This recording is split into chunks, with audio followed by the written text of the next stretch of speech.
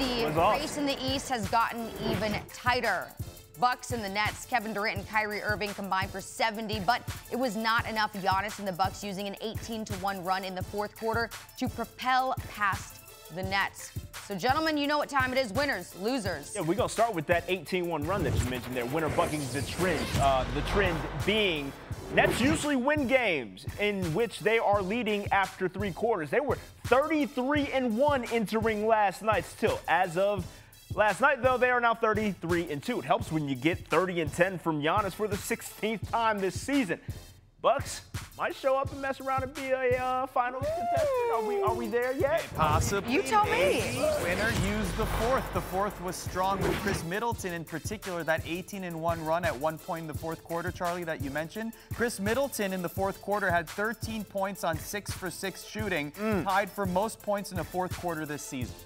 He just needs to find his little Yoda head. I like that they can depend on, Chris Middleton. They're going to need some variance in scores. Speaking of depending upon people, the dependency issues for the Nets are a loser. It's always nice when you can count on 2 guys to get you buckets, right? Like KD and Kyrie are definitely good at that. Combined for 70. That has occurred twice this season for the Nets. In both instances where they combined for 70, they lost. So not great when people are already questioning your defense. It's interesting, isn't it? Yeah, a little bit. All right, let's move on now. We've got Warriors, Pelicans, and Steph Curry. You already know he came out cooking.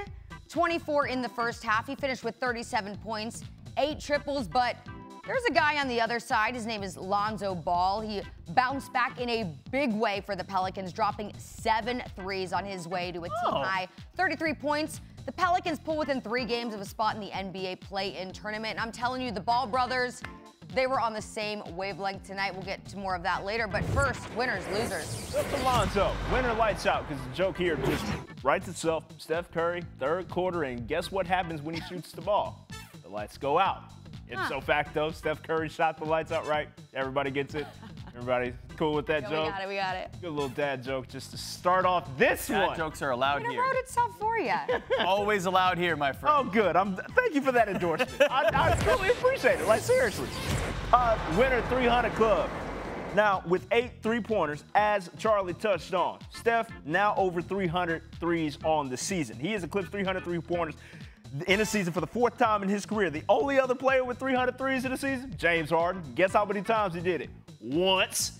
It's absurd, the level that this man is doing in the history of the NBA. Ridiculous.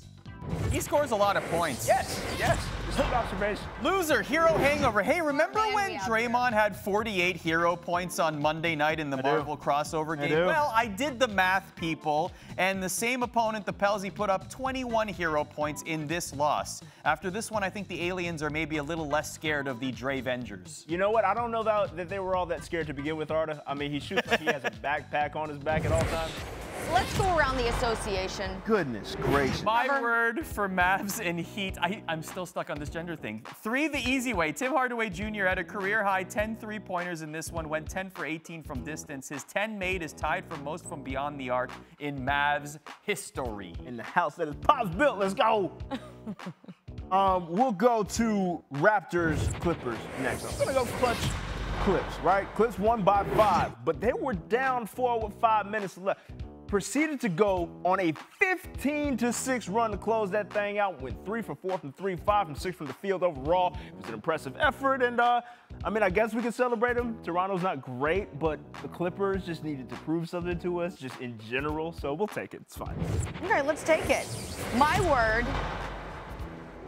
Suns, not yet. Cavs, yours will be next. I'll take this one. Orchids for Okoro. Now, look, the Suns won. They are the 1 seed in the West. We talk about them a lot here. But I want to throw some flowers to Cavs rookie Isaac Okoro. He's stepped up in a big way. He's only scored 20 points or more once before Tuesday night. Put up 32 against the Suns, trading buckets with Devin Booker down the stretch. Go off, young man. I had Rose yesterday. All right, gentlemen, please. It is now my turn, and I was excited for this one because my word is ballin'.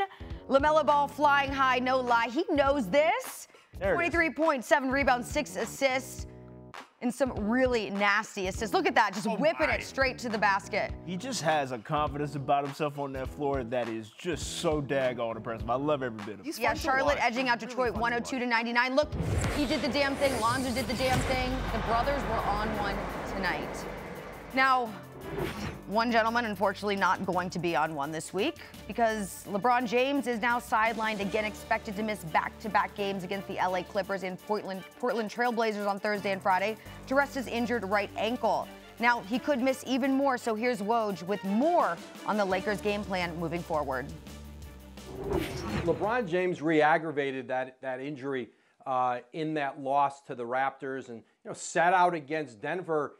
And right now, he needs more rest for that ankle. And, he talked of feeling sharp pains in it over the weekend playing. And this is an injury that I think LeBron James and the Lakers are starting to realize is going to be with him through the postseason. So they have a chance to get him some more rest here. I'm told to expect him to sit out that Thursday game against the Clippers and then again Friday against the Blazers. And there's no certainty that he'll be back Sunday against Phoenix. And then you got New York next Tuesday in LA. They're going to take this maybe day by day after we get through these back-to-back games. This is going to be a challenge for the Lakers, for LeBron James, who's not really going to get an opportunity to get an extended rest, once you get into the postseason. And obviously the Lakers, they're trying to stay out of that play-in round. They may be headed for it. They very well may be headed for it. Here's the standings right now. The Mavericks win puts them back in the 5 seed. They own the head-to-head tiebreaker over the Lakers. The Trailblazers, they're a game back of both teams to avoid playing in that play-in tournament. The Pelicans, 2 games back on the Spurs for the final play-in tournament spot. Okay, so what do you make of the situation in the West as it currently stands? Well, the first thing I want to say is I want more teams in the play-in mix because I want more players and staff to complain about the play-in. Interesting. Does anyone else? With that said, though, with that said, the idea of a Steph versus LeBron play-in scenario is very intriguing. See, I'll go Steph and Dame, right? Like just 2 killer shooters, or Bron versus Zion, like battle of the bigs type stuff, and like aging superstar into the coming of age superstar. Give me all of that stuff. I'm here for the play-in. Stop complaining.